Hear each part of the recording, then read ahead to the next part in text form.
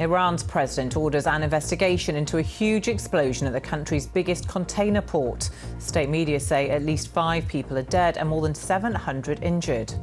Iran's President Masoud Pezeshkian has ordered an investigation into a huge explosion at the country's biggest container port, which has killed 8 people and injured more than 700. Iranian state media say the blast at the country's southern coastal city of Bandar Abbas could be heard more than 50 kilometres away.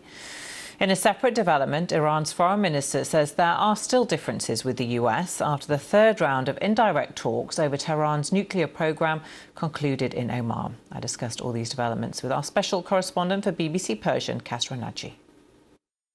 Saturdays are the start of the week in Iran, so I suppose a lot of people were working at the port at the time.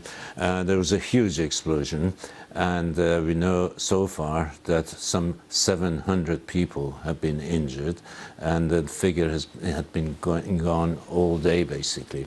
At one point, the Iranian authorities were calling on people to donate blood to various hospitals in Bandar Abbas. The place, this port is situated in the north of the Strait of Hormuz, in the mouth of the Persian Gulf.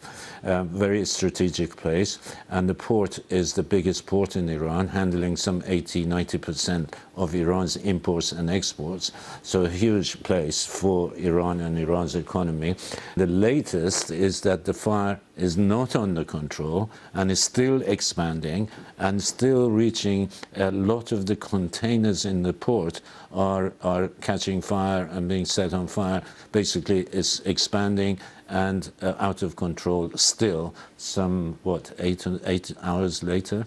OK, so we'll leave that there.